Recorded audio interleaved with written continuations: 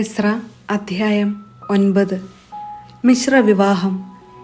ഇത്രയുമായപ്പോൾ ജനനേതാക്കന്മാരിൽ ചിലർ എന്നെ സമീപിച്ചു പറഞ്ഞു, ഇസ്രായേൽ ജനവും പുരോഹിതന്മാരും ലേവ്യരും കാനാന്യർ, ഹിത്യർ, പെരീസ്യർ, ജബൂസ്യർ, അമ്മോന്യർ, മൊവാബ്യർ, ഈജിപ്തുകാർ, അമ്മോര്യർ എന്നിവരിൽ നിന്ന് അകന്നു വർത്തിക്കാതെ അവരുടെ മ്ലേച്ഛതകളിൽ മുഴുകിയിരിക്കുന്നു.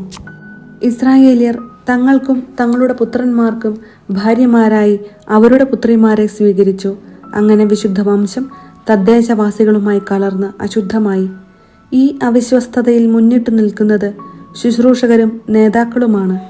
ഇത് കേട്ട് ഞാൻ വസ്ത്രവും മേലങ്കിയും കീറി മുടിയും താടിയും വലിച്ചു പറിച്ചു സ്തബ്ധനായി ഇരുന്നു. സായാഹ്ന ബലിയുടെ സമയം വരെ ഞാൻ അങ്ങനെ ഇരുന്നു. മടങ്ങിയെത്തിയ പ്രവാസികളുടെ അവിശ്വസ്തതയെക്കുറിച്ച് ഇസ്രായേലിന്റെ ദൈവം അരുളി ചെയ്ത വാക്കുകേട്ട് പരിഭ്രാന്തരായ എല്ലാവരും എൻ്റെ ചുറ്റും കൂടി. സായാഹ്ന ബലിയുടെ സമയത്ത് ഞാൻ ഉപവാസത്തിൽ നിന്നെഴുന്നേറ്റ് കീറിയ വസ്ത്രവും മേലങ്കിയുമായി മുട്ടിന്മേൽ വീണ് എൻ്റെ ദൈവമായ കർത്താവിൻ്റെ നേർക്ക് കൈകളുയർത്തി അപേക്ഷിച്ചു.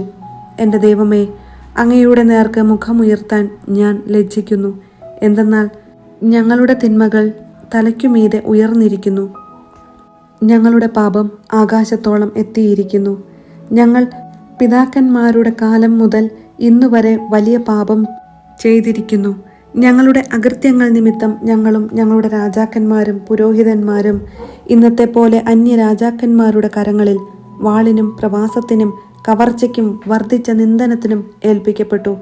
ഞങ്ങളിൽ ഒരു വിഭാഗത്തെ അവശേഷിപ്പിക്കുകയും അതിന് അവിടുത്തെ വിശുദ്ധ സ്ഥലത്ത് അഭയസ്ഥാനം നൽകുകയും ചെയ്ത് ഞങ്ങളുടെ ദൈവമായ കർത്താവ് ഞങ്ങളോട് ക്ഷണനേരത്തേക്ക് കരുണ കാണിച്ചിരിക്കുന്നു. അങ്ങനെ ഞങ്ങളുടെ ബന്ധനത്തിൽ ആശ്വാസം തന്ന് ഞങ്ങളുടെ കണ്ണുകൾക്ക് തിളക്കം കൂട്ടി. ഞങ്ങൾ അടിമകളാണ്. ഞങ്ങളുടെ ദൈവം അടിമത്തത്തിൽ ഞങ്ങളെ ഉപേക്ഷിച്ചില്ല. പേർഷ്യ രാജാക്കന്മാരുടെ മുൻപിൽ അവിടുന്ന് തൻ്റെ അനശ്വര സ്നേഹം ഞങ്ങളോട് കാണിച്ചു. ഞങ്ങളുടെ ദൈവത്തിൻ്റെ ആലയം കേടുപാടുകൾ പോക്കി പണിതീർക്കുന്നതിന് അവർ ഞങ്ങളെ ഉത്തേജിപ്പിക്കുകയും യൂദായിലും ജെറുസലേമിലും ഞങ്ങൾക്കു സംരക്ഷണം നൽകുകയും ചെയ്തു. ഞങ്ങളുടെ ദൈവമേ, ഇപ്പോൾ ഞങ്ങൾ എന്തു പറയേണ്ടു? ഞങ്ങൾ അങ്ങയുടെ കൽപ്പനകൾ ലംഘിച്ചു. അവിടുത്തെ ദാസന്മാരായ പ്രവാചകന്മാരിലൂടെ അങ്ങ് അരുളി ചെയ്തു, നിങ്ങൾ അവകാശമാക്കാൻ പോകുന്ന ദേശം തദ്ദേശവാസികളുടെ മ്ലേച്ഛതകൾ കൊണ്ട് മലിനമാണ്. അവർ അത് ഒരറ്റം മുതൽ മറ്റേ അറ്റം വരെ മ്ലേച്ഛതകൾ കൊണ്ട് നിറച്ചിരിക്കുന്നു. അതിനാൽ നിങ്ങളുടെ പുത്രിമാർ അവരുടെ പുത്രന്മാർക്കോ അവരുടെ പുത്രിമാർ നിങ്ങളുടെ പുത്രന്മാർക്കോ ഭാര്യമാരാകരുത്. അവരുടെ സമാധാനവും സമൃദ്ധിയും തേടുകയുമരുത്. നിങ്ങൾ ശക്തിയാർജിച്ച് ദേശത്തെ വിഭവങ്ങൾ അനുഭവിക്കുകയും അത് മക്കൾക്ക് ശാശ്വതാവകാശമായി കൊടുക്കുകയും ചെയ്യുന്നതിന് അവർക്ക് സമാധാനവും ഐശ്വര്യവും കാക്ഷിക്കരുത്. ഞങ്ങളുടെ ദുഷ്കൃത്യങ്ങളും മഹാപാപങ്ങളും നിമിത്തം ഞങ്ങൾക്ക് വന്ന് ഭവിച്ചിരിക്കുന്ന ശിക്ഷ ഞങ്ങൾ അർഹിക്കുന്നതിൽ കുറവാണ്.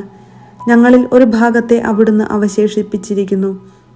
ഇനിയും ഞങ്ങൾ അങ്ങയുടെ കൽപ്പനകൾ ലംഘിച്ച് ഈ മ്ലേച്ഛതകൾ പ്രവർത്തിക്കുന്ന ജനങ്ങളുമായി വിവാഹബന്ധത്തിലേർപ്പെടുകയോ ഞങ്ങളിൽ ആരും രക്ഷപ്പെടുകയോ അവശേഷിക്കുകയോ ചെയ്യാത്ത വിധം അങ്ങ് കോപത്താൽ ഞങ്ങളെ നശിപ്പിക്കുകയില്ലേ?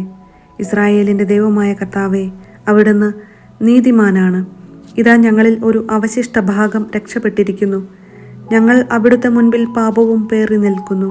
അങ്ങനെ അങ്ങയുടെ മുൻപിൽ നിൽക്കാൻ ആരും അർഹരല്ല. എസ്ര അധ്യായം 10. മിശ്രവിവാഹം അവസാനിപ്പിക്കുന്നു. എസ്ര ദേവാലയത്തിൽ നിലത്ത് വീണ് കിടന്ന് കരയുകയും പാപങ്ങൾ ഏറ്റുപറഞ്ഞ് പ്രാർത്ഥിക്കുകയും ചെയ്തപ്പോൾ സ്ത്രീ പുരുഷന്മാരും കുട്ടികളുമടക്കം ഒരു വലിയ സമൂഹം ചുറ്റും കൂടി. അവർ കഠിന വ്യഥയോടെ വിലപിച്ചു. ഏലാമിൻ്റെ കുടുംബത്തിൽപ്പെട്ട യഹിയേലിൻ്റെ മകൻ ശെക്കാനിയ എസ്രായോട് പറഞ്ഞു, നാം നമ്മുടെ ദൈവത്തോട് അവിശ്വസ്തത കാണിച്ച് ദേശത്തെ അന്യസ്ത്രീകളെ വിവാഹം ചെയ്തു. എങ്കിലും ഇസ്രായേലിന് ഇപ്പോഴും ആശയ്ക്കു വഴിയുണ്ട്. അങ്ങും നമ്മുടെ ദൈവത്തിൻ്റെ കൽപ്പനകളെ ഭയപ്പെടുന്നവരും അനുശാസിക്കുന്നതനുസരിച്ച് ഈ ഭാര്യമാരെയും കുട്ടികളെയും ഉപേക്ഷിക്കുമെന്ന് നമുക്ക് ദൈവത്തോട് പ്രതിജ്ഞ ചെയ്യാം. ദൈവത്തിൻ്റെ നിയമം അനുശാസിക്കുന്നത് നാം ചെയ്യും. എഴുന്നേൽക്കൂ, ഇത് ചെയ്യേണ്ടത് അങ്ങാണ്. ഞങ്ങളും അങ്ങയോടൊത്തുണ്ട്. ധൈര്യപൂർവം ചെയ്യുക. അപ്പോൾ എസ്ര എഴുന്നേറ്റ് അപ്രകാരം ചെയ്തു കൊള്ളാമെന്ന് ശബ്ദം ചെയ്യാൻ പുരോഹിത പ്രമുഖന്മാരെയും ലേവ്യരെയും ഇസ്രായേൽ ജനത്തെയും പ്രേരിപ്പിച്ചു. അവർ ശപഥം ചെയ്തു. അനന്തരം എസ്രാ ദേവാലയത്തിനു മുൻപിൽ നിന്നു പിൻവാങ്ങി.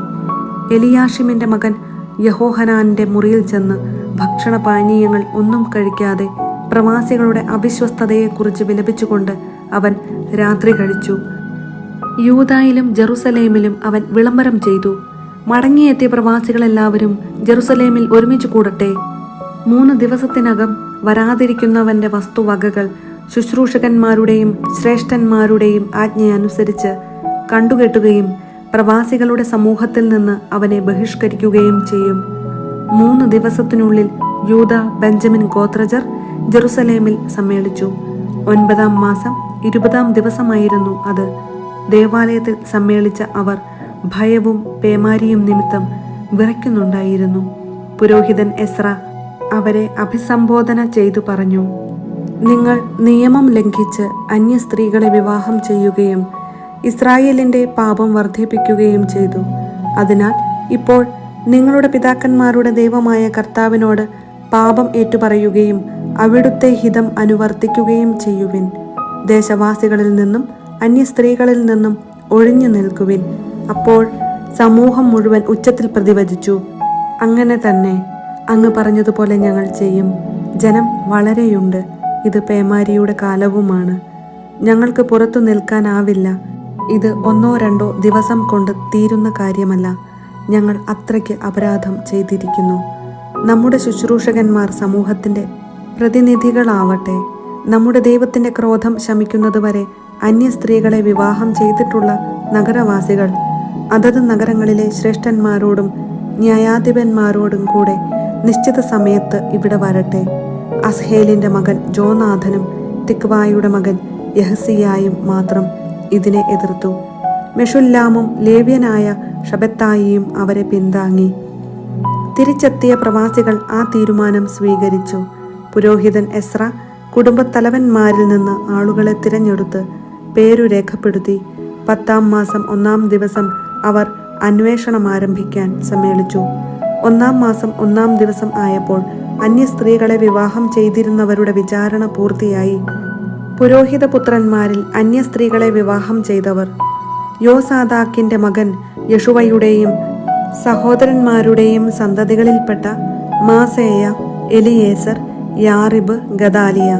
ഇവർ തങ്ങളുടെ ഭാര്യമാരെ ഉപേക്ഷിക്കാമെന്ന് പ്രതിജ്ഞ ചെയ്യുകയും ആട്ടിൻപറ്റത്തിൽ നിന്ന് ഒരു മുട്ടാടിനെ പാപപരിഹാര ബലിയായി അർപ്പിക്കുകയും ചെയ്തു. ഇമ്മറിന്റെ പുത്രന്മാരിൽ ഹനാനി, സെബാദിയ. ഹാരിമിന്റെ പുത്രന്മാരിൽ മാസേയ, ഏലിയ, ഷെമായ, യഹിയേൽ, ഉസിയ. പഷ്ഹൂറിന്റെ പുത്രന്മാരിൽ എലിയോവേനായ്, മാസേയ, ഇസ്മായേൽ, നെത്തനേൽ, യോസബാദ്, എലാസ. ലേവ്യരിൽ യോസബാദ്, ഷിമയി, കെലായ, അതായത് കെലിത്ത, പെത്താഹിയ, യൂദ, എലിയേസർ. ഗായകരിൽ എലിയാഷിബ്. വാതിൽ കാവൽക്കാരിൽ ഷല്ലൂം, തെലം, ഊറി. ജനത്തിൽ പാറൂഷിന്റെ പുത്രന്മാരിൽ റാമിയ, ഇസിയ, മൽക്കിയ, മിയാമിൻ, എലയാസർ, ഹഷാബിയ, ബനായ. ഏലാമിന്റെ പുത്രന്മാരിൽ മത്താനിയ, സഖറിയ, യഹിയേൽ, അബ്ദി, യറമോത്ത്, ഏലിയ. സത്തുവിന്റെ പുത്രന്മാരിൽ എലിയോവേനായ്, എലിയാഷിബ്, മത്താനിയ, യറമോത്ത്, സാബാദ്, അസീസ. ബേബായിയുടെ പുത്രന്മാരിൽ യഹോഹാനാൻ, ഹാനാനിയ, സബായി, അത്ലായി. ബാനിയുടെ പുത്രന്മാരിൽ മെഷുല്ലാം, മല്ലൂക്ക്, അദായ, യാഷൂബ്, ഷയാൽ, യറേമോത്ത്. പഹത്ത് മൊവാബിന്റെ പുത്രന്മാരിൽ അദ്ന, കെലാൽ, ബനായ, മാസേയ, മത്താനിയ, ബസാലേൽ, ബിന്നൂയി, മനാസെ. ഹാരിമിന്റെ പുത്രന്മാരിൽ എലിയേസർ, ഇഷിയ, മൽക്കിയ, ഷെമായ, ഷീമയോൻ, ബെഞ്ചമിൻ, മല്ലൂക്ക്, ഷമാറിയ. ഹാഷുമിന്റെ പുത്രന്മാരിൽ മത്തനായ്, മത്താത്ത, സാബാദ്, എലിഫെലത്ത്, യറമായി, മനാസെ, ഷിമേയി. ബാനിയുടെ പുത്രന്മാരിൽ മാദായി, അമ്രാം, യുവേൽ, ബനായ, ബദേയ, കെലൂഹി, വാനിയ, മെറെമോത്ത്, എലിയാഷിബ്, മത്താനിയ, മത്തേനായി, യാസു, ബിന്നൂയിയുടെ പുത്രന്മാരിൽ ഷിമയി, ഷെലമിയ, നാഥാൻ, അദായ, മഗ്നദേബായ്, ഷാഷായ്, ഷാറായ്, അസറേൽ, ഷെലമിയ, ഷെമറിയ, ഷല്ലൂം, അമരിയ, ജോസഫ്. നെബോയുടെ പുത്രന്മാരിൽ ജയിയേൽ, മത്തിത്തിയ, സാബാദ്, സെബീന, യദ്ദായി, ജോയേൽ, ബനായ എന്നിവർ അന്യസ്ത്രീകളെ വിവാഹം ചെയ്തവരായിരുന്നു.